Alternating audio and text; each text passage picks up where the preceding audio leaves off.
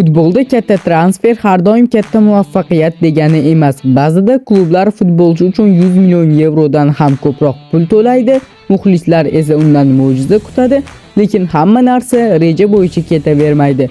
Jarohatlar, bosim, moslasha olmaslik va natijada millionlar havoga sovuriladi.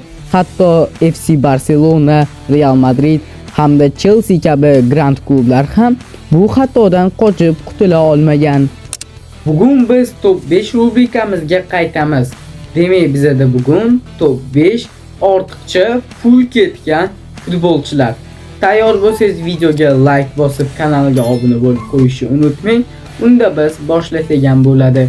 Husan Sport YouTube kanali. Tayyor bo'lsangiz videoga like bosib qo'ying hamda kanalga obuna bo'ling. Unda biz boshlasak ham bo'ladi.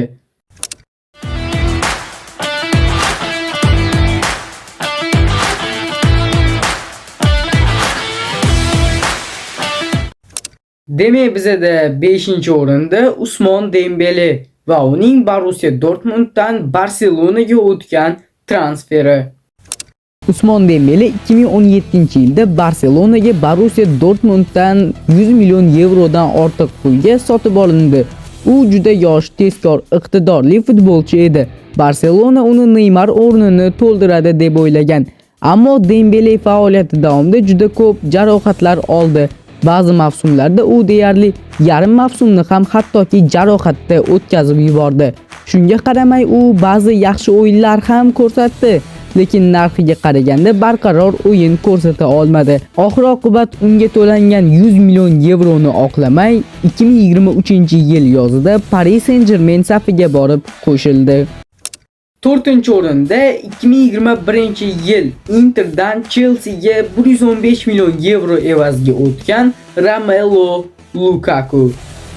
Romelu Lukaku 2021-yil Inter Milandan Chelseaga 115 million yevroga qayta sotib olindi.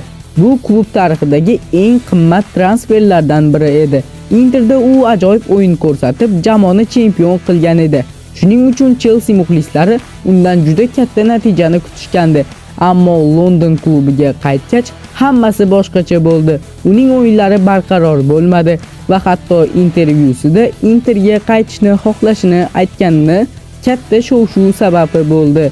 Natijada Lukaku tez orada yana ijaraga yuborildi. Bu transfer Chelsea uchun juda qimmat xato bo'lib chiqdi. 3-o'rin Antoine Griezmann Atletico Madriddan 120 million yevro evaziga Barselonaga o'tgan transferi. Antoine Griezmannni 2019-yilda Barselona Atletico Madriddan 120 million yevroga sotib oldi. O'sha paytda u La Liganing eng kuchli hujumchilaridan biri edi va Barselonada ham katta muvaffaqiyat qozonishi kutilgan edi. Ammo muammo shundaki, Griezmannning o'yin uslubi jamoa taktikasiga to'liq mos kelmadi. U ko'pincha Lionel Messi bilan bir xil hududda o'ynashga majbur bo'ldi. Natijada u o'zining eng yaxshi o'yinini ko'rsata olmadi.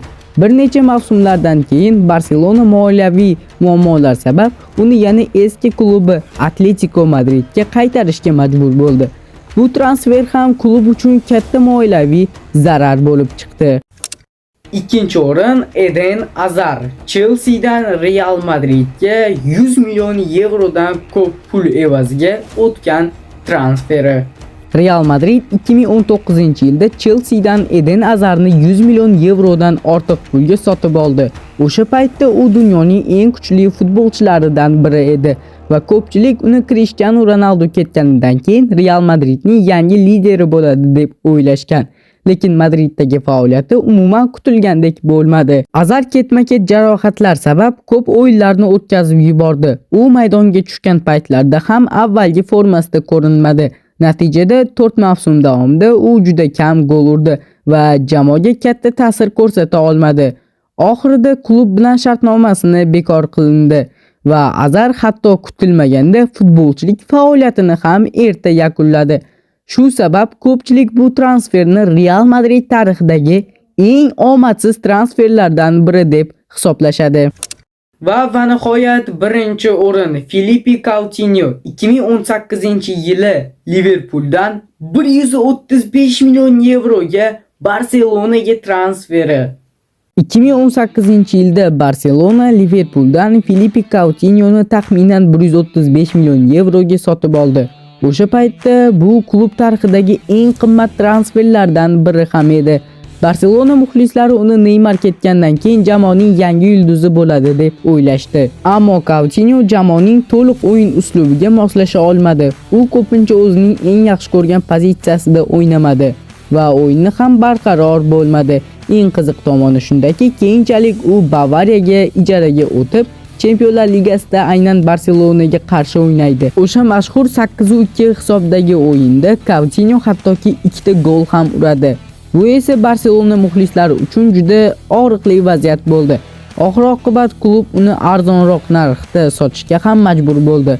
Bu transfer futbol tarixidagi eng muvaffaqiyatsiz transferlardan biri sifatida eslab qolindi. Qale, bu to'p sizga yoqdimi? Yoqqan bo'lsa videoga like bosib qo'ying hamda obuna bo'lib qo'yishni unutmang. Va siz bilan Husan bo'ldi. Husan Sport kanali edi. Ketkizgan vaqtingiz uchun rahmat. Sog' bo'ling hamda salomat bo'ling.